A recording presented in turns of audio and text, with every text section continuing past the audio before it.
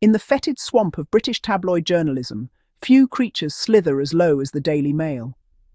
This rag, with its history of peddling poison under the guise of news, has long made Meghan Sussex its prime target. Not because she's a liar, she isn't, or because she lacks class, she doesn't.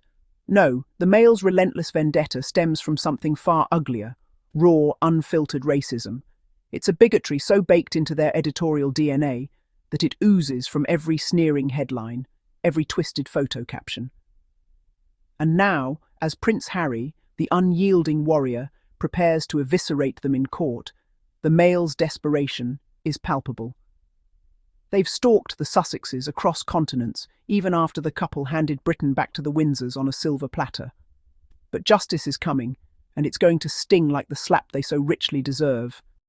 Let's rewind to the beginning, shall we? When Meghan Sussex first stepped into the royal spotlight in 2016, the world saw a poised, accomplished woman, an actress who'd starred in Suits, a humanitarian who'd championed women's rights, a biracial American whose grace could outshine any tiara. But the Mail?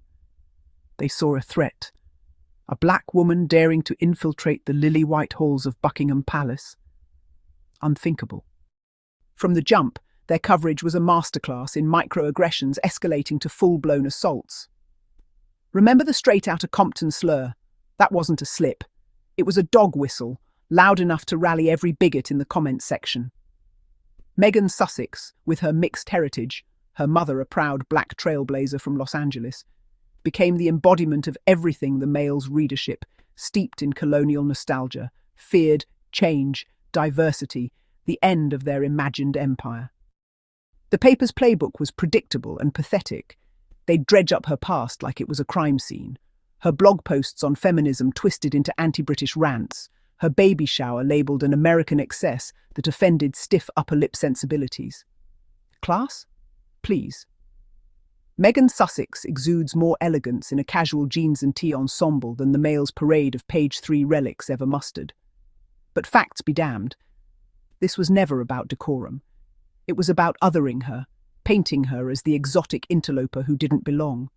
When she and Harry announced their engagement, the Mail didn't celebrate. They dissected. "Is Meghan Markle too Hollywood for the royals?"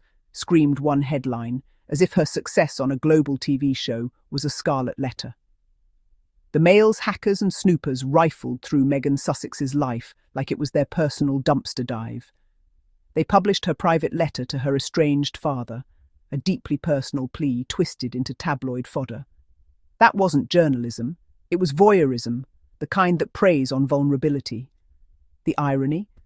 This same paper that preaches family values from its soapbox spent years fracturing the Sussexes' union with the monarchy, all while clutching pearls over betrayal. Prince Harry's role in this saga is nothing short of heroic. The man who served 2 tours in Afghanistan, who stared down Taliban fire without flinching, now turns his steely resolve on the Mail's mendacious machine. His lawsuit against Associated Newspapers, the shadowy overlord behind the Daily Fail, is a David versus Goliath epic for the digital age. Filed back in 2019, it's ballooned into a multifaceted assault on unlawful information gathering, phone hacking, voicemail interception, even bugging private conversations. Harry isn't just fighting for himself. He's the vanguard for every citizen weary of media overlords treating lives like clickbait commodities. And as of late 2025, the tides are turning. Courts have repeatedly slapped down the Mail's procedural ploys, denying their bids to bury evidence under public interest pretexts. One recent ruling, mere days ago, torched their attempt to exclude key documents, exposing the rot at their core. Harry's team has unearthed a treasure trove. Internal emails revealing editors' glee at nailing the Sussexes, surveillance logs tracking Meghan Sussex's every move, even admissions of fabricating stories to fuel the fire. The Mail's defence? A whimpering whine of free speech from hacks who wouldn't know ethics if it bit them. They've thrown millions at legal fees, trotting out aging aristocrats to testify that, yes, royals should be fair game, but spare us the hypocrisy. This is the same outfit that crusaded against phone hacking victims in the Leveson inquiry, only to get caught with their hands in the cookie jar again.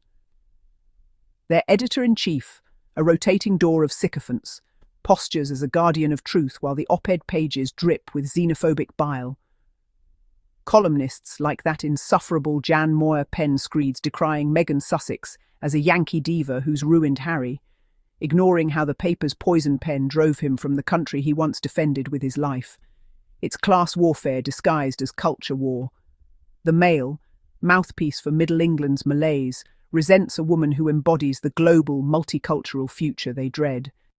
Even after Megxit, the Sussexes' 2020 exodus from royal duties, the stalking persisted like a bad rash.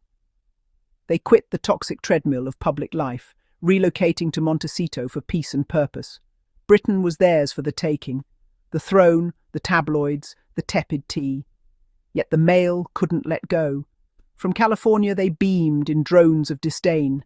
Meghan's Montecito meltdown, Harry's Hollywood humiliation. Paparazzi lurked outside their gated haven, snapping grainy shots of their children. Archie&Lilibet, blissfully unaware of the vultures circling. The paper revelled in every scandal, from jam jars to Netflix deals, framing philanthropy as grift and family outings as feuds. It's not journalism. It's necrophilia for a narrative they can't bury. Meghan Sussex builds schools for girls in Rwanda. Virtue signalling. Harry advocates for mental health. Traitor to his troops. The obsession borders on erotic, a twisted fixation that betrays their impotence in the face of real power. A couple thriving on their terms, untethered from the crown's corset. Dig deeper, and the racism unmasks itself in stark relief. A 2021 study by the Society of Editors, yes, even their own industry watchdogs, conceded that coverage of Meghan Sussex was disproportionately negative, laced with racial tropes absent in profiles of Kate Middleton. Words like exotic, wild, angry, code for uppity black woman, pepper their prose. When Meghan Sussex spoke of the soul-crushing isolation of being the only in royal rooms, the Mail scoffed, trotting out anonymous palace insiders to gaslight her. But Harry's filings paint a damning portrait, editors explicitly targeting her for diversity points in their smear campaigns, emails joking about her taking over like some colonial reversal. It's the ghost of empire haunting Fleet Street, where black excellence is forever suspect, forever other. Contrast this with the Mail's fawning over the firm's frailties. Charles's scandals, brushed under the carpet, William's rumoured infidelities, hushed harmonies. But Meghan Sussex dares to divorce her father-in-law's ancient playbook. Armageddon.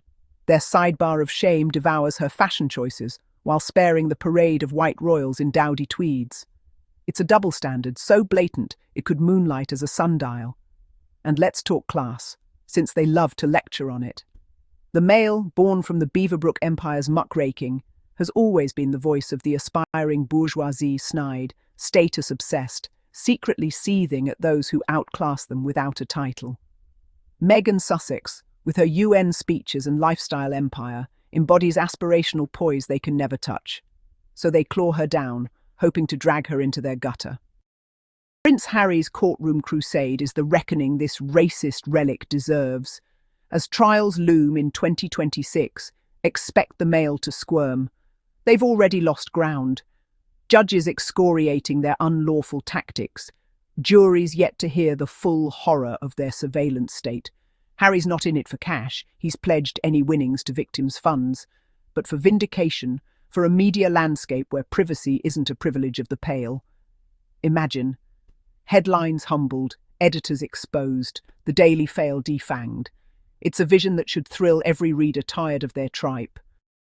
Meghan Sussex stands tall amid the tempest, her silence a superpower in a scream-filled world.